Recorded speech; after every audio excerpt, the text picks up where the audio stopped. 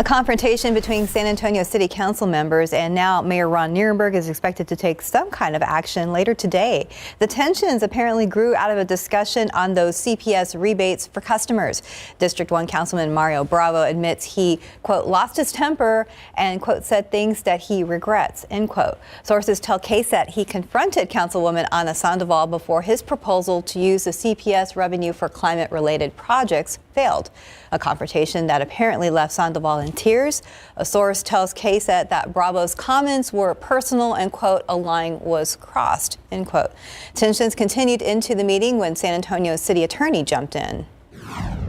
Councilman, it's the point of decorum I'm trying to make is that your comments should be directed at the policy, at the staffer, but not to other council members. That's a rule that this council has adopted, and so that's why I'm bringing up a point of decorum. And I'm not addressing her directly. I'm addressing the plan. The proposal. You have been during the whole discussion, Council. Okay. There was a vote to delay the discussion on what to do with the extra CPS revenue. But since Councilwoman Sandoval abstained from voting, it ended in a tie. That meant the revenue would be included in the city budget as a rebate for customers, which was then approved. Councilman Bravo says he remains committed to working professionally with his council colleagues. A San Antonio man accused of sending sexually explicit messages to someone he believed was 40 years younger than him. 55-year-old Ernest Johnson kept his head down when he walked by our camera. Police say an undercover officer was posing as a 15-year-old girl and began chatting with Johnson back on September 1st. Detectives were able to figure out where he works, arrest him, and charge him with online solicitation of a minor. Now to the war in Ukraine and the race to get out of Russia. Thousands of people fleeing in fear of Vladimir Putin escalating the war. And today, Putin is set to carry out another major strategic move. Here's ABC's Em Nguyen with more.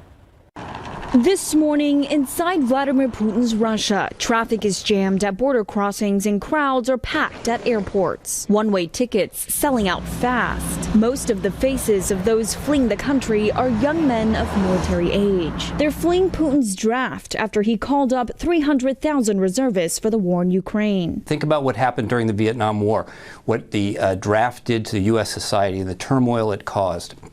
That's what Putin is doing. Moscow calls reports of a mass exodus fake news. But video from this border crossing into neighboring Georgia shows cars stretching for miles. And Finland's government is reportedly considering banning most Russians from entering the country amid huge traffic jams at that border. Meanwhile, Russian police are cracking down on protesters in the streets. Demonstrators chanting, "I don't want to die for Putin." An independent monitoring group says protesters who are arrested are drafted directly into the military. It appears some Russians are doing anything to avoid the draft. Google says one search that recently spiked in Russia is how to break your arm at home. For the Russians called up to action, tearful goodbyes from loved ones as they board buses headed off to war. A man holding up this little boy, giving one last look through the bus window. And today, a new escalation. Russia is set to hold false referendum votes in occupied regions of Ukraine, declaring those territories part of Russia, a move that could be used to justify further military action. Moscow is apparently so desperate for more soldiers. New recruits are reportedly being offered pay up to 15 times higher than the average wage. Em Nguyen, ABC News, Washington.